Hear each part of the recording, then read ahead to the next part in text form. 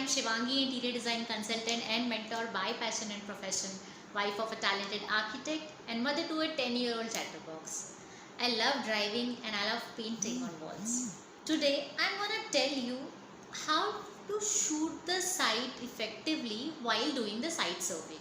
Shooting a site before the work commences is very important. So, why do you need to click the site pictures effectively? First point, documentation. You need to document the site correctly before it starts, because in case of any problems in future, when the work is done and you're not able to see the site, those site pictures help you in understanding the site conditions. Second point is using it as a reference. So while designing the site, you want to refer to the site again and again. You can't go back to the site and see the look situation. The picture comes as a ready help. You can easily refer the pictures and do your design process. Third point is marketing. Now, how these pictures are used in marketing, because those pictures are very shabby looking or very messy, but when you have to show a 360-degree transformation of your work, what you have done on the site, those pictures come as a very effective medium to show your skill set. You can always show how your site was and how it is now. So it plays a very vital role in marketing. Now I'll tell you the process of taking site pictures effectively. I'm gonna share 6 points on how you should click the site pictures. What points you need to take care of. First point is starting point. You have to ensure one point, preferably the door.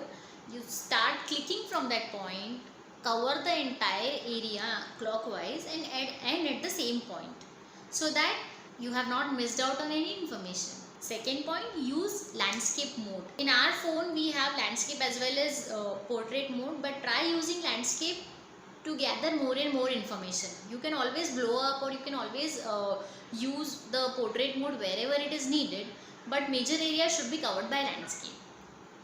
Third point, use grid lines.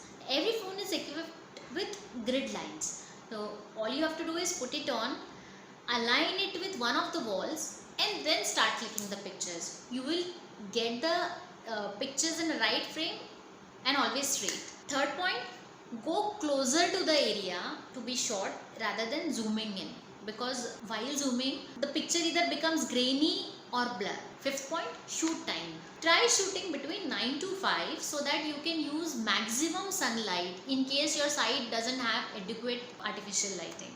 Sixth point, storage. The moment you have clicked the pictures, immediately put that in a folder so that even if you have to search it after 2 months, you can easily find it.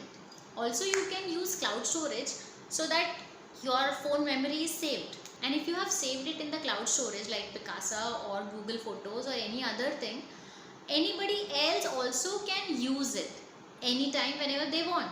So you don't have to keep transferring that data to various mediums. These were the 6 points which will help you take the pictures effectively. Now I will share 4 points which you should avoid while clicking the pictures.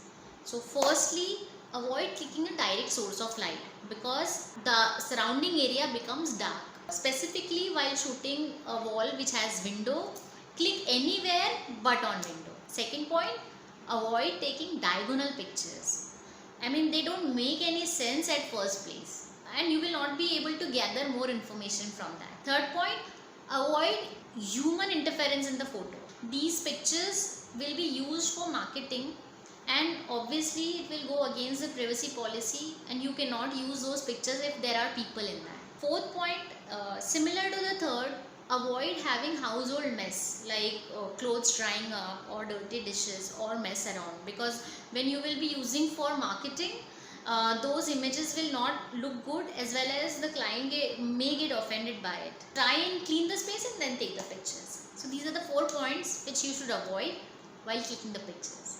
So one most important point is take a video of the entire site with background narration.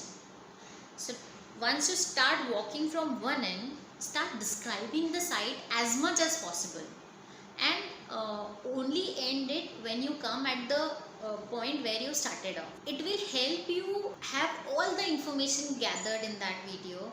If you are not working on it and you are transferring the data from your end to the other, some information might be skipped. But if you have a record, it will always help. Even if you have to refer it after 6 months for some reason, you will know how the site is and what all conditions are there. So hope this video was useful for you and it will create a difference in the way you work. If you have liked the video, click like and do subscribe to my channel on YouTube, which is named Shivangi Chahane Phantse. You can find me on Facebook also by the same ID. You will find a lot of interior design tips on my page. So do follow me there and share this video in your friend circle to spread the knowledge. Stay tuned for more such videos. Signing off, Shivangi. Bye.